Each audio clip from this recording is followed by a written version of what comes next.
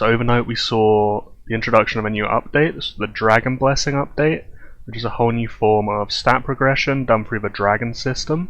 It has been somewhat compared to Dragon Awakening or Dragon Refinement, although the system is clearly quite new, clearly very different to either of those things, but I'll get into that in a little bit. There were a few more things added in this update as well. There was, say, its exalted Crow's Nest castle skin, which is basically just a copy-paste of a few more castle skins we've seen before, like Dornish Tree.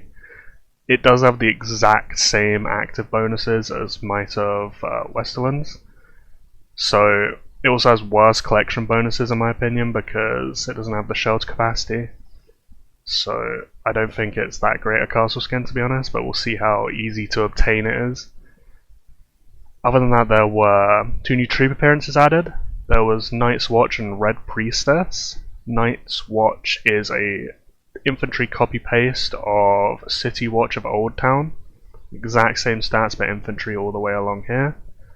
So it's a decent troop appearance, obviously, but I don't think it's the best if you're strictly looking to buff your infantry. If you're looking to do that, I would say Harrenhal Deserter is better. So I would probably prioritize putting S medals into that, at least until max purple probably. Although if you're a newer player, just the efficiency of leveling them both equally the whole way down is probably best, just because you can get past these increments at a quicker pace if you do them together rather than going all the way to gold max and then doing all the way to gold max in the other one. There's also Black Ears Warrior, which is a decent troop appearance for infantry as well, but you can get these medals in KVK, so I wouldn't prioritize that.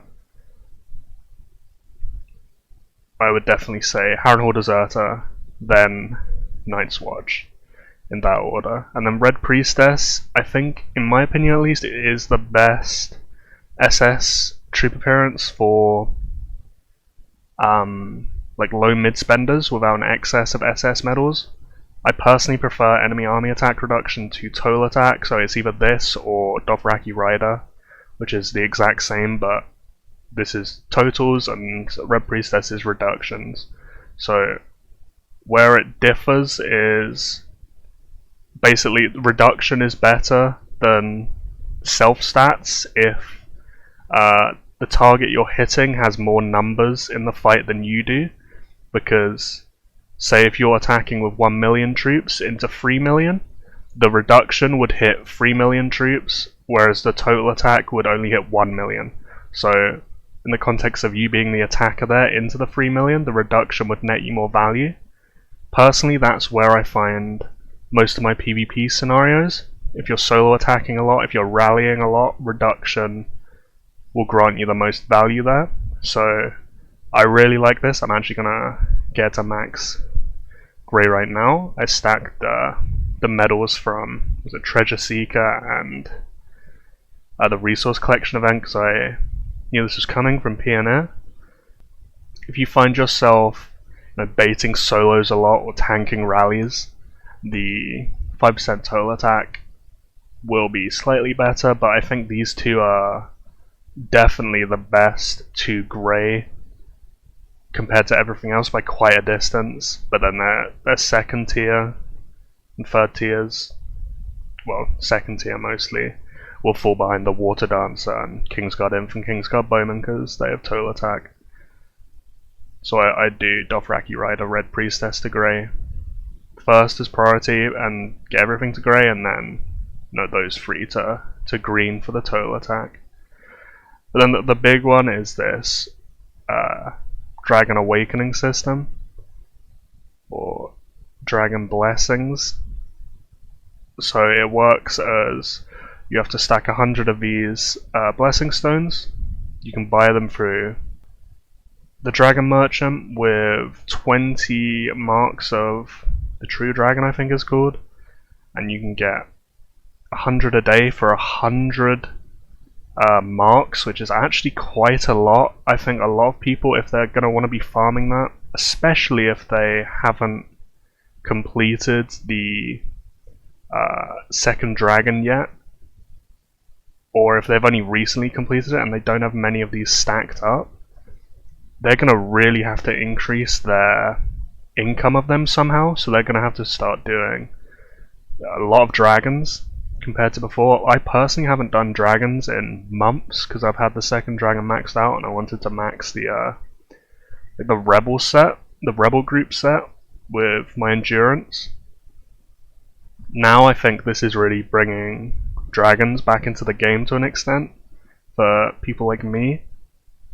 They're really going to have to be farmed if you want to keep up with this to keep up the stat progression. And stuff like even the endurance pack in the VIP shop might start needed to be considered, given how many dragons you're going to have to run to keep up a income of 100 marks a day. That really is quite a lot. But basically, you get 100 of them, you get your 200k gold, and you spin the wheel, and it will land on one of these and grant you a buff. So there I got 100 dragon defense, and you'll be able to continuously do that until you have everything maxed. So I think when this was first introduced in the Pioneer and people were thinking about it, we thought about it like refinement, where you could pick and choose what you want and you could control it somehow, but it doesn't seem like that's the case. It seems like there's somewhat randomness in it, where you are reliant on where the wheel lands, so there will be differences from player to player because of that, but it seems like eventually if you max it out you'll have the same stats as anyone else that maxes out. And then when you reach 100 lucky points, you will be able to carry out one of these advanced blessings. So it's pretty easier doing it like this. It's a 4-hour cooldown reduction on Agile, which I quite like that they did that because it's a lower entry barrier for the Sapphire Dragon skill, because it isn't one of the higher spending ones. I think to get the Agile Dragon skill you need to buy the Sapphire Dragon pack 4 times, which is expensive obviously, but for mid-spenders it's somewhat obtainable. You will get passive army size and rally size from just having that skill unlocked, so it's quite an efficient thing to get. Actually, it's the equivalent of just buying like a really good castle skin for the owned bonuses from like the Castle Roulette event and stuff like that. And then you have the random badge skill, which is probably what most people will be going for, assuming you can pick what you want. And then gathering, I don't care, I'm sure some people will like that though. It's somewhat useful, especially if you're a newer player, you're needing of gold and you don't have farms, stuff like that. But I think we know there will be more of these also. I think there will be 3 stages of these, which we can't see yet, so there'll be more bonuses down here. You can sort of see them here. I mean, these have all been leaked on the Pioneer server at least, so ooh, that has a very long cooldown. So this was theorized to be that you'll never need to like stack Hofflords anymore, but that cooldown is exceedingly long. So I definitely don't think that is as good as it was first thought out to be. You can only really do that like once a week or so. I mean, it will help if you need Hoff in a pinch and you forgot, or you were rushed before an event or something, or you get invaded and you don't have all faces running. This merit points increase of 30 minutes. It's like that Agile Dragon skill and the Sapphire Dragon. I guess you just pop that like when you land on a server when invading, or just as soon as you get into a fight, like the first 30 minutes of KVK or something like that. Yeah, this one will be very nice to get, especially because you get the blessing stones from exploring. so that should increase your income of them, and then make it easier for you to progress this wheel. So I'm guessing that will be on the second scale armor, or flying wings, I guess. It's an interesting system. I don't think we've seen all the intricacies of it yet, probably because it's so new. No one's been able to test it out too much. There's a lot of new stats here, actually.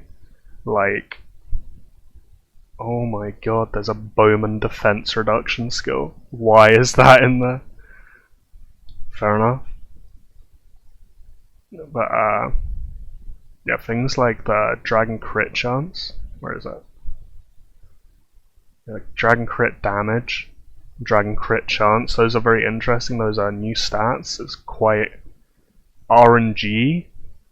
I'm assuming this means your dragon could crit like 5 times in a row if you just high roll, and that will absurdly increase your damage in a fight. I'm not sure how much of a fan I am of that, but it's a new mechanic, it's a new interaction at least. But there we go, that's the update. It's new stuff. It's new stuff to do. I think it's going to bring some more life back into dragon rallies compared to before, because a lot of people just weren't running them at all, especially compared to when that second dragon first got released, where people were running them constantly. I think Treasure Seeker really helped people get to 60 quite quickly, and at least in some of the bigger alliances, people just haven't been running dragons properly for quite a long time. So that should breathe maybe a little bit of life into the game, although it is maybe a tedious thing to do. But at least it's some form of free-to-play progression. I hope they don't add huge amounts of paid ways to speed this up, although I'm sure they will. They always do. It seems somewhat inevitable. But as long as it is somewhat slow progression, somewhat equal, I like it. There's also this dragon blessing event in the Midsummer Festival, and you get a lot of these blessing stones through these stages, so you really want to keep up with your dragon explorations and your dragon lair rallies. With the dragon explorations, if it works like it worked with XP, which I assume it does, then you will get more value from doing the shorter intervals of explorations if you can keep on top of it. So if you can be active throughout the day, for example, if you can just run 1 hour, 1 hour, 1 hour, 1 hour, 1 hour all day, and then run 12 hours for your sleep, that is the most ideal way of doing it, I think. Or maybe like a 3 hour here and there. Just play it around your schedule. It doesn't have to be too strict. Like, you obviously want to be restarting your next exploration as soon as your last one ends, so doing 1 hour after 1 hour is somewhat impractical according to that. Maybe you want to run alarms for them if you really want to min-max it. I'm not sure I care enough to do that personally, but it's something you can maybe think of. I know a lot of people do that with like mystery chests and AM and stuff like that. So I'll probably wait for this exploration to end just to see what we get, how the blessing stone drop rates seem. So we can see there throughout it somewhat. So 5 blessing stones in 1 hour. It's quite a slow grind if it's gonna continue at that pace. But we'll see. Maybe I got unlucky, maybe it goes way more on the higher hours. But right now, at least after this event ends, it's gonna be a slow grind if all you can get is the 100 a day from the merchant.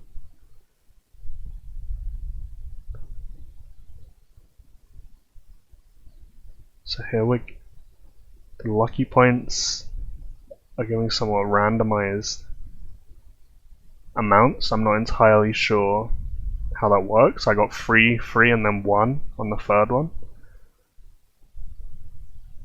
I don't know what's going on there, but there we go, that's how the system works. It's fairly simple right now. There isn't too much to analyze, there isn't too much advice to be done, it's just get the blessing stones and click. That's all there really is to it.